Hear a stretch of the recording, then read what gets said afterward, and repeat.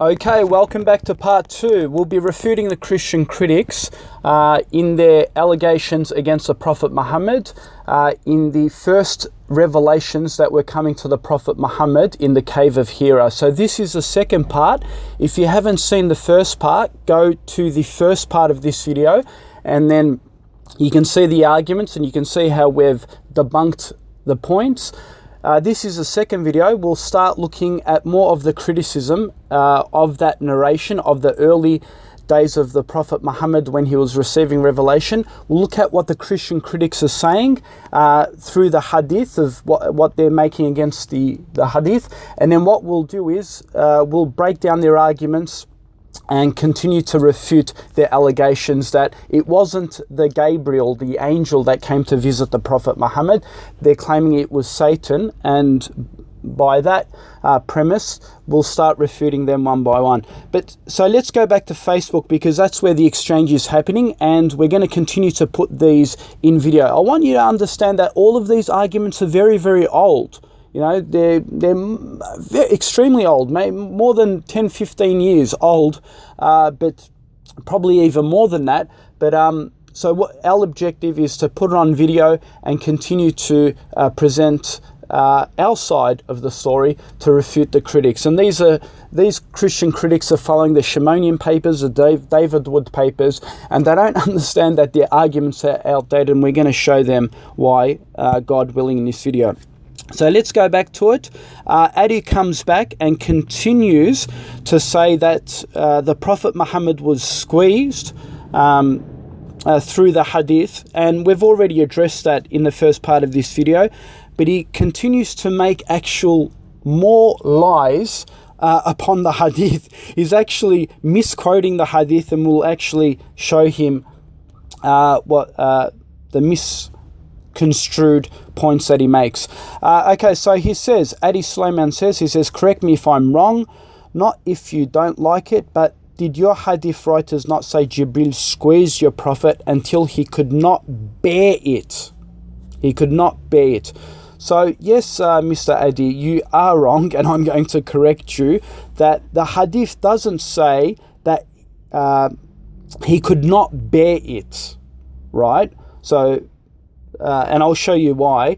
The hadith actually says that he almost could not bear it. So notice there's a difference, and I'll show you.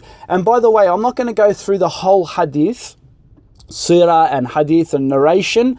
I'm going to post a whole hadith and narration of the first visit and the second visit in the comment section of this video, or in the description section. You can read both narrations from the first revelation, the first visit, and the second revelation, second visit. And then you can see that what I'm saying is completely consistent with the hadith, but the Christians are misinterpreting the hadith and the seerah of the Prophet. So basically, no, you're wrong, Adi Sulaiman. He does not say that he could not bear it. The hadith says he almost cannot bear it, and go to the description section. You can see the hadith for yourself. And then he goes on to say, he writes, and I'll quickly tell you exactly what he says. He says, it's not clear now, not Jibreel. He says, squeezed Muhammad in order to give him divine ability. Divine ability to do what?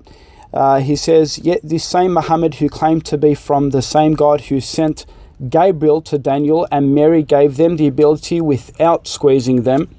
We've already addressed that in the first part of the video. Just because he didn't squeeze them, it doesn't mean that he's a false, he's not the same angel. We could see that we've given a clear rebuttal of what this squeeze meant, and we'll actually continue to rebut that in this video. It says, and then after the squeeze, what did Muhammad do? He says, did he not run home thinking he had encountered with Satan?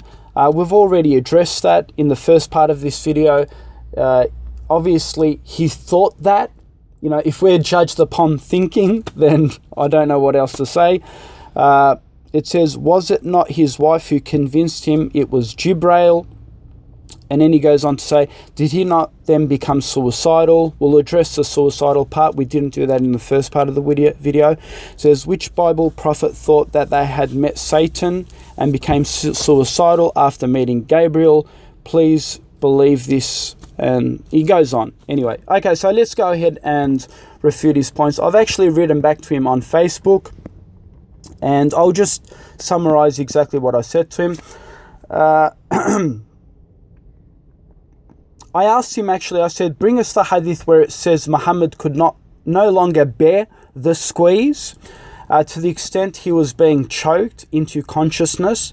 There is no such a thing. This would imply that Muhammad fell unconscious to the ground. I like to see the evidence, and again, there is nothing like that. The hadith says he could not bear it, in the meaning he could not bear to keep running from the angel. Notice the hadith says he caught me. So the Prophet Muhammad was running around and it says he caught me. In other words, Muhammad was constantly trying to run away from the angel, since the angel wanted to put Muhammad on a halt by pressing him from moving around. Thus, Muhammad could not bear to run away no more until the angel could get his attention. Also, the hadith doesn't say he could no longer bear it anymore. Rather, it says he could not almost no longer bear it anymore. And you can read that under the description. So the Christians want to present the Prophet to say he was being choked, held onto the ground, he couldn't bear all the pain and suffering.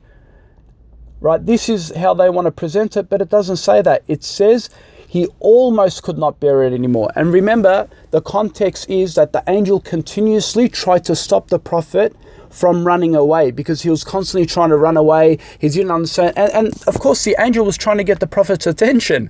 The Prophet thought he was being harmed. He possibly thought it was the evil spirits, it was Satan. And of course, in any supernatural situation, a person would try and run away. So the angel was trying to hold him, and that's why the Prophet almost could not bear it anymore from running away and so forth. So to get the Prophet's attention, he kept the Prophet on hold. So the Prophet eventually gave up, and then the angel would say, read in the name of your Lord who created you, and would start revealing the Quran onto him. So again, you have been refuted as manipulating and misquoting the hadith. Read the hadith properly, you Christians. He could not bear it, and it did not mean it that he could not bear the choking and so forth, but rather he could not bear to run away anymore. So that point has been completely refuted. I also like to bring up the Bible, because I want the Christians to be consistent. If the Christians are attacking the Prophet Muhammad, it's amazing. They go through such detail to criticize the Prophet Muhammad and bring up all these little excuses why it wasn't the angel and so forth. But according to the Bible, Paul himself, while receiving revelation simultaneously, according to book 2 Corinthians 12:7, and I'll read you what it says. It says, or because of these surpassingly great revelations, therefore, in order to keep me from becoming conceited, I was given a thorn in my flesh, a messenger of Satan to torment me. So notice, while Paul, this is the apostle of the Christians, this is the man that wrote a lot of letters in the New Testament. This man is saying, while he was receiving the revelation from God, Satan was tormenting him. So unlike Muhammad's experience with the angel, Paul was in fact being tormented by Satan. Why is Paul feeling the pain with God's revelation? It doesn't make sense. Paul should be protected by God. Why simultaneously is he getting the effects of Satan? So Christians don't even criticize Paul here, right? But it is clear that it wasn't Satan who came to the Prophet Muhammad. It was the angel. And they're still criticizing the Prophet Muhammad being a false prophet. They're still making these allegations. Oh, why was he feeling, going through a bit of pain and suffering? Why was he, and so forth? Yet, you have clearly Satan affecting Paul here, but, there's absolutely no condemnation of these verses of Paul and so forth, and they still elect him as a true apostle. He then went on to Khadeejah. He goes on to say that Khadeejah was the one that told the Prophet Muhammad that it was an angel, and we've already refuted this in part 1. No, it's not right. In the second visit, in the first visit, yes, Khadeejah did tell the Prophet it was an angel. However, in the second visit, we saw that the angel confirmed that he was the one that claimed that he was an angel to the Prophet. Right? Read the second narration where the Prophet's coming up to Mount Hiraa for the second visit, and as the Prophet was in distress, he said, I am the archangel. I am Jibreel. I am Gabriel. Right? And he actually said to the Prophet, and you are the Prophet. So not only did the Prophet Muhammad get his testimony from Khadeejah, he also got it from Jibreel, the archangel himself. So, he's obviously he didn't watch the first part of the video properly. And of course, the Prophet Muhammad was not sure of the archangel being the angel only temporary. So between the first visit, he didn't know, temporary, but then he got to know the archangel Gabriel. We'll also go to refute. So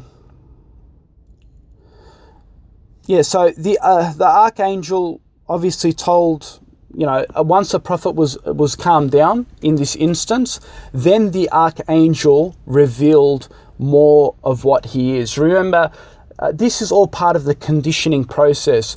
The angel understood that the Prophet Muhammad was terrified at the very beginning. He didn't want to make him more uncomfortable and so forth. He let the Prophet go away, work out his issues and things like that. And then in the second visit, when the angel saw that the Prophet Muhammad was a lot more calm and he understood what was going on, then everything was fine in this process. He said that the Prophet Muhammad was suicidal. He had suicidal thoughts. Well, since when does Christianity judge on thoughts? He didn't commit suicide. But I can actually show you in the Bible where Prophet Samson, who's a prophet in the Bible, he actually committed suicide. Jesus, according to the Bible, he himself committed suicide. Jesus says in the Bible that he has his own will to lay down his own life. So notice, he's sent from heaven to die for the sins of humanity, right? Jesus himself gave up his own spirit, meaning he got other people to kill him, which is called murder-suicide. So basically Jesus came up to them and said, kill me, right? I've got the power to give up my own life. So Jesus himself committed suicide, according to your Christian faith. So and then you want to attack the Prophet Muhammad. And I know what you're going to do. You're going to turn around and say, "Oh no, he didn't commit suicide. People, the Jews or the Romans or whatever, killed him." Well, I'm sorry. It was Jesus who wanted to die. All he did was get someone to do that dirty work for him. So basically, your Jesus committed suicide. If he had the power to give up his own life on the cross. And according to you guys, he did do that. So basically, you shoot yourself in the foot when you bring up the case of suicide. And of course, the Prophet Muhammad was in distress. He was a man. He didn't understand what was going on. He didn't have much guidance at the time. In fact, he didn't have any guidance. The guidance was just coming to him at the very beginning. So if you want to judge the Prophet on having suicidal thoughts, then that isn't inconsistent with your Bible. It's not inconsistency from an argument of rationality.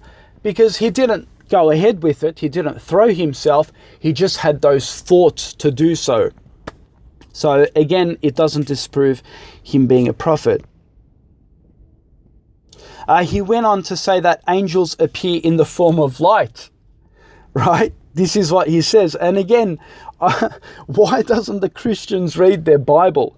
Because this argument can be used against them. Just because an angel can appear just because Satan can appear as the angel of light, it doesn't mean that every angel that gets sent to the earth to guide humanity and so forth is Satan, right? That's premise number one. Premise number two, why doesn't the Christians apply that same standard to Paul?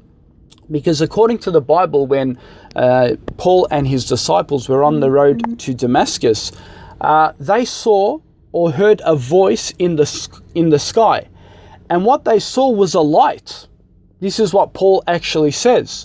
So will Christians now be consistent and say that they saw Satan, that the angel appeared, or Jesus appeared as the angel of light as Satan? No, of course not. So where is the consistency? So notice we can attack Paul for the very same reasons. And then he says, also,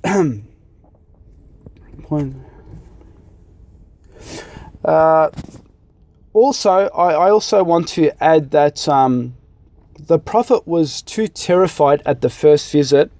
The angel wanted to let the prophet calm down. We've already gone through that, for why the angel wanted to inform him second time. We'll go through some of the other messages in Facebook. We've already mentioned that, the Christian critic brought up, why didn't the prophet obviously get informed at the first visit? We've given our reasons. He's obviously informed. He was informed in the second visit, and there's actually no issue with that. What else can we bring up? Okay, and to continue with that, about the suicidal points, I want to make one last point, and then we'll go through the third video. If the Christian critics brings up more points, we'll go through the third video. But here is another an underlying refutation. I want to make a parallel comparison here, and this is a beautiful rebuttal. It says, when the prophet came to commit suicide, let's say the second, because remember, the prophet at his first visit, he couldn't really understand what was going on. Khadeejah told the Prophet Muhammad it was the angel. And of course, the revelation paused for about 3 years, I believe. So the prophet in this time was really, really distressed. He was kind of embarrassed, because the revelation paused. He didn't know what was going on. Why did Allah send the angel to him at the first visit? And then why was this long pause and so forth? And the Christians are saying, the prophet was going mad. See, Allah left him for 3 years, and there was a big pause between the first visit of the angel till the second visit, and your prophet was in distress. He had suicidal thoughts, and then he went to the mountain to commit suicide and things like that. But here is the underlying point. When the prophet was going to the mountain for the second time, obviously, he was distressed, he had suicidal thoughts and so forth. The archangel came to him, and in the verse of the Quran, there's a verse in the Quran that says clearly that Allah has not forsaken the prophet. Allah has not forsaken you. So notice the Christian critics are saying things like, Allah has forsaken him, Prophet Muhammad was making up lies, he's going mad, and there was a big delay in the revelation. But Allah answers the critics. He actually says in the surah of the Quran that Allah has not forsaken the prophet. And I'll actually bring you the specific narration. So we'll bring it up. Okay, here it is. I've got it in the screenshot. Okay, so here it is. It's in Surah Al-Duha 1 through to 5. It says, I swear by the morning hours and by the night when it is still, your Lord has not forsaken you, nor is he displeased, and surely what comes after it is better for you than that which has gone before, and surely your Lord will give you that which will make you well pleased. So notice the surah, the surah of the Quran itself completely refutes the critics. So when the Prophet was coming up to the mountain a second time, he was really distressed. The Quran itself says, O Prophet, Allah has not forsaken you. Right? So the Quran itself refutes the Christians. And of course, the archangel himself testified to the Prophet at the second instance when he found that the Prophet was completely distressed. The archangel said to the Prophet, relax, O Muhammad, right? Just calm down. I am the archangel Gabriel and you are the Prophet. You are the Prophet. So the reassurance came to the Prophet Muhammad in that. But look how this point now completely refutes the Christians. This is the back-breaking point. If this indeed was Satan, this angel, why at the second visit would he say, I am the angel, right? He'd be completely silent. If he knew that the Prophet Muhammad was a prophet, he would do anything to kill the Prophet, right? So he would have said what Satan said to Jesus when Satan took Jesus up to a high mountain and said to him, throw yourself if you are the Son of God, and so forth, right? So Satan was luring Jesus to throw himself from a mountain. Why didn't Archangel Gabriel do the same thing with the Prophet Muhammad if it was the same Satan, right? So notice when Christians are making parallel examples between Muhammad or between Bible prophets and then between Quranic angels and biblical angels, let's make a comparison between, Satan. Let's make a comparison. Why, if Jibreel was Satan, why didn't he do what Satan did in the Bible with Jesus and tell Muhammad, well, if you're a prophet, then throw yourself? Why didn't he say that to the Prophet Muhammad? He didn't say that. He stopped the Prophet Muhammad from committing any crime like that. He stopped him. He in fact said, I am the archangel and you are the prophet. So this clearly, without 100% shadow of a doubt, refutes and debunks the Christians. Thank you for listening. If there are any more criticisms against the Prophet Muhammad, we will do a third part to this video. Thank you for listening. Assalamu alaikum. Take care.